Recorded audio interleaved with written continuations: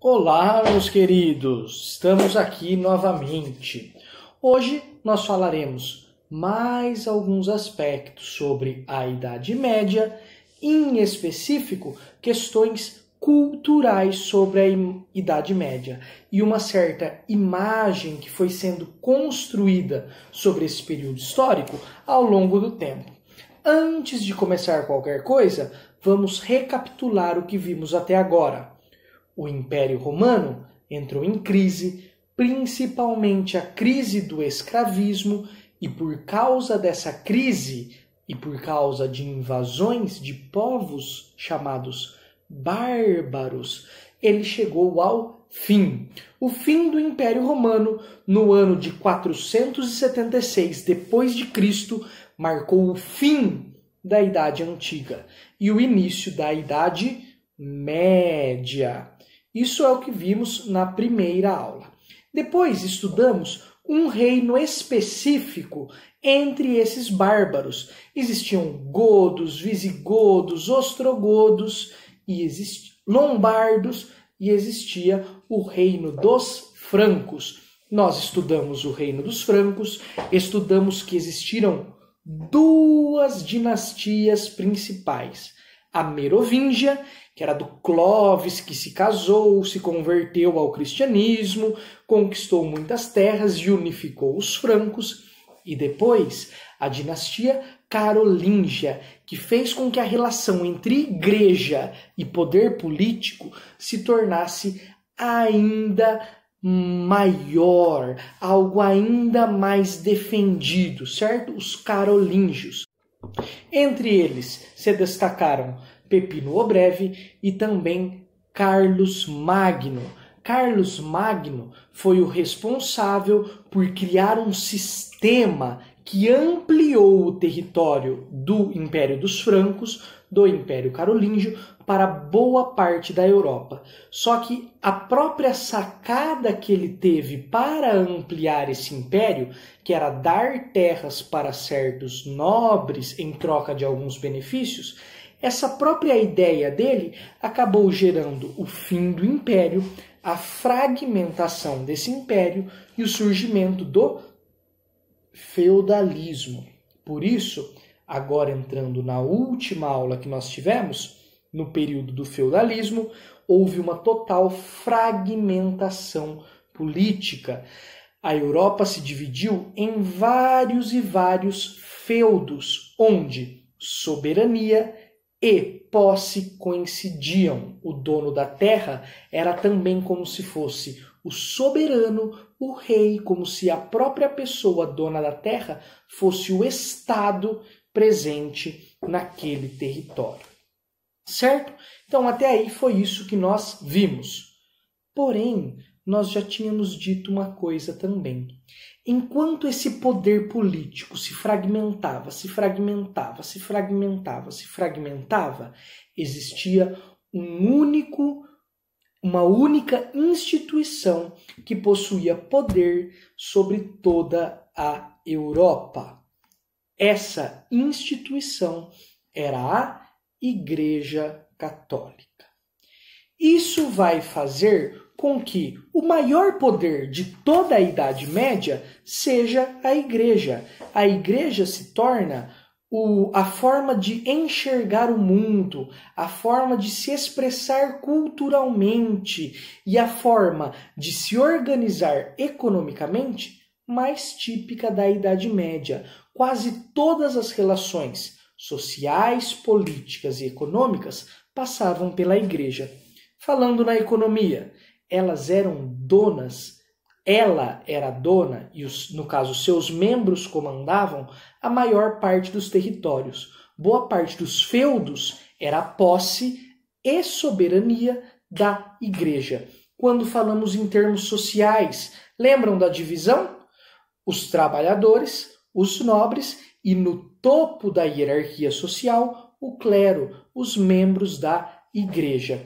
E por fim, quando falamos em cultura, a forma de ver o mundo, a forma de compreender as coisas que acontecem, o próprio ensino, a ciência e a filosofia vão estar subordinados ao poder da igreja. Então vamos lá, passo a passo. Na filosofia, os dois nomes que se destacam são Agostinho de Hipona, logo no comecinho da Idade Média, quase assim, fim do Império Romano e começo da Idade Média, Agostinho de Hipona, ele que vai colocar as bases do cristianismo. Qual foi o grande objetivo filosófico dele? Tentar unir razão e fé, tentar pegar aspectos da filosofia racional dos gregos, principalmente Platão, e unir com os dogmas da igreja, com as escrituras da Bíblia. Essa junção foi o grande trabalho que ele se dedicou. Lá na frente, perto do século XII, XIII, vai surgir um novo filósofo, que é Santo Agostinho. A ideia dele era basicamente a mesma: unir a razão dos filósofos antigos gregos à fé católica também. Única diferença entre eles única diferença é um exagero, existiam várias diferenças. Só que uma diferença básica entre eles é que Agostinho tentava unir as ideias de Platão com o pensamento cristão. Enquanto isso, o São Tomás de Aquino, o filósofo Tomás de Aquino, tentava unir a filosofia de Aristóteles aos dogmas cristãos, à fé cristã. Tudo isso você com certeza verá mais para frente em filosofia, quando vocês falarem de filosofia medieval. Esses dois caras vão ser os principais da filosofia medieval. Neste período, o problema é o seguinte: esses dogmas da igreja começam a se tornar lei. Como a igreja era o único poder político que mandava em toda a Europa, o que ela determinava como certo e verdadeiro devia ser considerado certo e verdadeiro. A perseguição a ideias científicas que falavam coisas contra a igreja, a perseguição a pessoas religiosas que acreditavam em coisas que não estavam exatamente de acordo com a igreja, foi muito comum nesse período. Eles utilizavam a palavra heresia. O que significa essa palavrinha aí, heresia? Significa escolha, ou seja, qualquer escolha que você faz de forma livre. Isso na origem da palavra. Com o tempo, no pensamento da igreja, heresia passou a significar aquela pessoa que já conheceu a verdadeira fé, que era a fé cristã, segundo eles. Claro, aqui não estamos discutindo qual a fé verdadeira, qual é a fé errada, mas segundo eles, a fé cristã era a fé verdadeira. O herege é aquele que já teve contato com a fé verdadeira, mas abandonou essa fé para acreditar em outra coisa. Então, isso é um detalhe bem pequeno, mas às vezes é importante e nem sempre aparece nos materiais. Uma diferença entre infiel e herege. O infiel, ou então o pagão, é aquele que nunca foi cristão. Ele é politeísta, sempre foi politeísta, nem sabe o que é cristianismo. O herege é aquele que já conheceu o cristianismo, só que não quis professar o cristianismo. Disse: prefiro professar outra fé. Qual é o problema? O que eles costumavam fazer com os hereges nesse momento histórico? Eles julgavam esse herege por meio de um tribunal chamado Inquisição. Às vezes pode aparecer como Tribunal do Santo Ofício, outras vezes pode aparecer simplesmente como Inquisição. A pessoa era julgada e se fosse provado que de fato ela era um herege, ou seja, ela tinha uma fé errada, ela acreditava em coisas proibidas pela igreja, o que era feito? Muitas vezes essa pessoa era presa perpetualmente.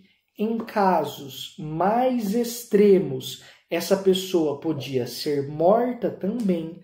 às vezes ela era morta, queimada viva em uma fogueira e até mesmo torturada. Existiam vários instrumentos de tortura desenvolvidos pela Inquisição nesse período para obrigar a pessoa a confessar que ela era um herege e depois torturar essa pessoa até a morte para punir ela dessa heresia. Simplesmente porque ela tinha uma espécie de fé diferente ou então porque ela não tinha essa fé. Isso, como a igreja tinha esse poder político muito forte, acabou se tornando algo relativamente comum na Idade Média. Não extremamente comum, mas era algo que acontecia, certo? A Inquisição depois, lá na Idade Moderna, quando a gente estudar lá na frente, vai se tornar ainda mais forte. Vai levar muito tempo para essa instituição chamada Inquisição deixar de existir. É por esse motivo, pela perseguição às chamadas heresias, pela perseguição aos cientistas e aos filósofos que não estavam de acordo com a igreja, por todos esses motivos que algumas pessoas chamam a Idade Média de Idade das Trevas. Alguém talvez já deve ter ouvido esta palavrinha, Idade Média, Idade das Trevas. Por quê? Segundo essas pessoas, não teve avanço nenhum na Idade Média. Tudo era trevas, era obscurantismo, as pessoas não descobriram nada, não existia nada de positivo na Idade Média. Vamos lá. Essa visão, nós temos que ter dois cuidados ao mesmo tempo. Em primeiro lugar, não mergulhar nisso e falar a Idade Média era uma pura Idade das Trevas, nada do que aconteceu naquele período presta, todas as pessoas que viveram lá eram cruéis e só existiu violência na Idade Média. O outro perigo que a gente pode cair é você falar a Idade Média foi um período maravilhoso, de luz, onde as pessoas eram boas e maravilhosas. Olha que período lindo que foi a Idade Média. Isso é tão perigoso quanto você reduzir a Idade Média a pura dor, sofrimento e crueldade. Por quê? Porque a Idade Média não foi esse mar de rosas. Na Idade Média existia violência? Sim. Existia falta de liberdade, como o fato de que você pode ser queimado vivo apenas por acreditar em coisas proibidas? Sim, isso existia. Não dá para você falar que esse período histórico era as 1000 maravilhas no mundo, que tudo era lindo e maravilhoso. Porém, lembrando, não é apenas trevas, não é feita apenas de coisas ruins a nossa Idade Média, certo? Do próprio ponto de vista científico e técnico, existem grandes avanços na Idade Média, como, por exemplo, a criação da charrua, o desenvolvimento de certas técnicas de adubamento e a criação de um sistema de rodízios de terra. Tudo isso voltado para a agricultura. Alguém pode perguntar, nossa, o que tem a ver agricultura, avanço na agricultura, o que isso importa? Isso importa muito. Por que isso importa muito? Porque com uma agricultura mais desenvolvida, você é capaz de produzir mais alimentos e a qualidade de vida da população, com mais alimentos, pode se tornar maior. Além disso, quando você produz muitos alimentos, isso pode gerar um excesso, uma produção de excedentes econômicos. O que são excedentes econômicos? Aquilo que você produz a mais e que você não consegue consumir. Isso geralmente é utilizado no comércio. A gente vai voltar nesse ponto lá na frente. Por quê? Porque desenvolvimento da charrua, técnicas de adubamento e um sistema novo de rodízio de terras vai gerar uma superprodução. Essa superprodução vai gerar excedentes e vai causar o renascimento do comércio e o renascimento urbano. Isso tudo vai estar ligado com o feudalismo, certo? Então, esse feudalismo que era rural, quando ele começa a produzir muito, ele vai gerar o renascimento do comércio e o renascimento urbano. Lá no fim nós vamos voltar nisso daqui. Então, avanços técnicos da Idade Média. Vamos lá. Fora esses avanços técnicos, a arte da Idade Média tem coisas interessantes que foram legadas para a posteridade. Por exemplo, tanto o desenvolvimento do canto gregoriano e, ainda mais importante do que esse canto gregoriano, a noção de que você pode colocar notações nesse canto. Como assim notações? Ao invés de você apenas escrever as letras, eles colocavam alguns símbolos, algumas letrinhas em cima da letra da música. E essas letrinhas começaram a significar o som de o tom de cada nota, além disso, o tempo que a pessoa ficaria em cada nota. Isso daí, para o desenvolvimento da teoria musical depois, que é o sistema que nós conhecemos hoje, da partitura. Para quem não é muito ligado em música, isso daqui não vai estar fazendo muito sentido. Não se desespere, não precisa fazer todo o sentido do mundo. É mais uma curiosidade para quem é ligado em música, conhece a partitura. Todas essas notações têm, em alguma medida, uma herança das notações que vieram da Idade Média, certo? Além disso, além desse canto gregoriano e dessa arte da notação musical, as catedrais e a arquitetura se desenvolvem no período da Idade Média. Eles criam um novo estilo que é chamado gótico. Por que é chamado gótico?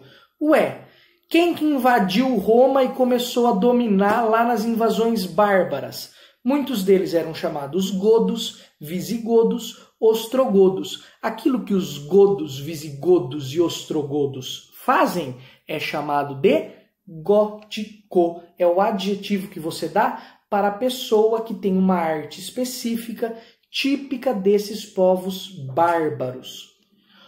Outra curiosidade aqui para vocês é que, lembram, Idade Média às vezes é chamada Idade das Trevas. A arte da Idade Média é a arte gótica. É por isso que hoje em dia, às vezes a pessoa ela fala: eu gosto das trevas, eu sou gótico. Qual é a origem de tudo isso do gótico? Sou gótico, gosto das trevas.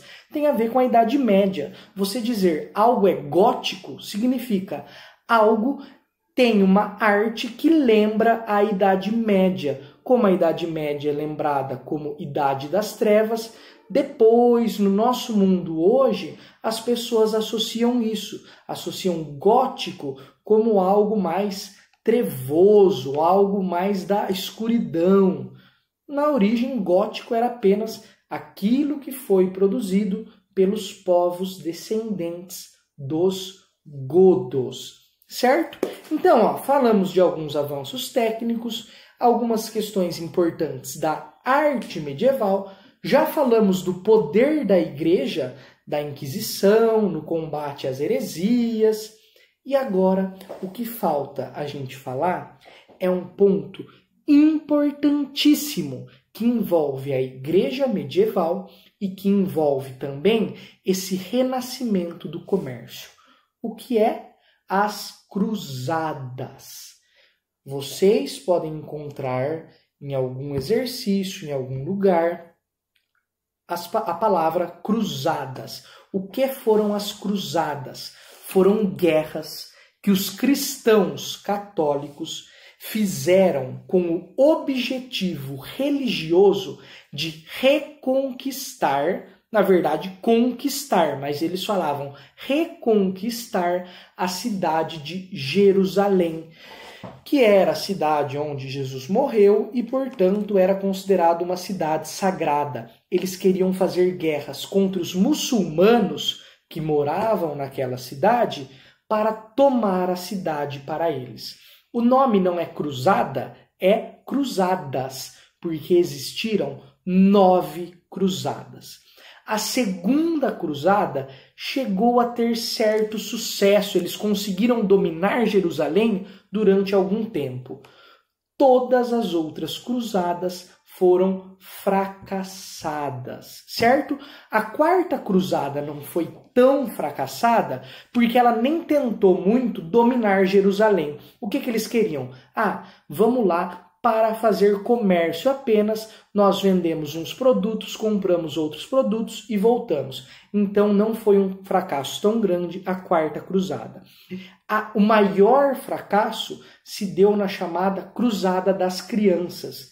Porque eles pensaram assim, nós estamos perdendo tanto, nós só estamos sendo derrotados porque nós não temos um coração puro. Quem é que tem um coração puro? As criancinhas são aquelas que têm um coração puro. Então, vamos mandar as criancinhas para fazer guerra contra os árabes e os muçulmanos.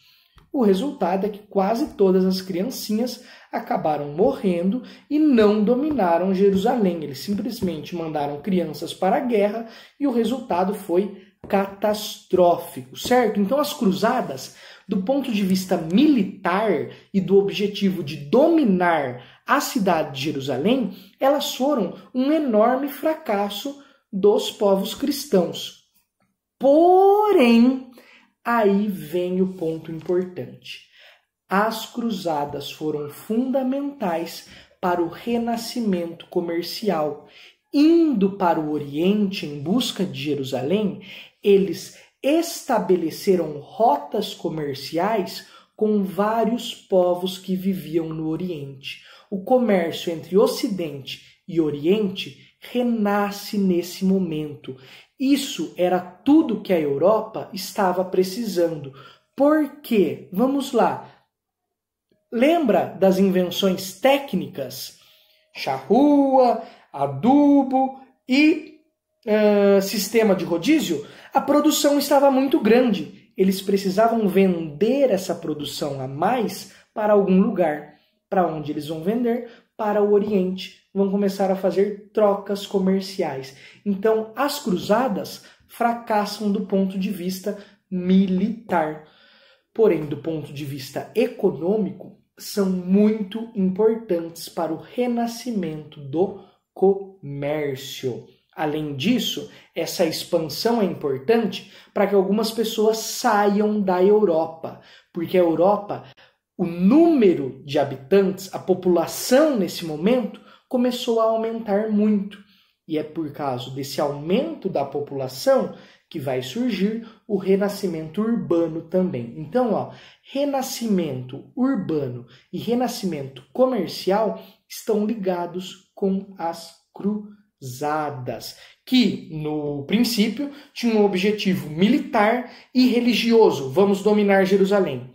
Mas a grande conquista está no ponto de vista econômico.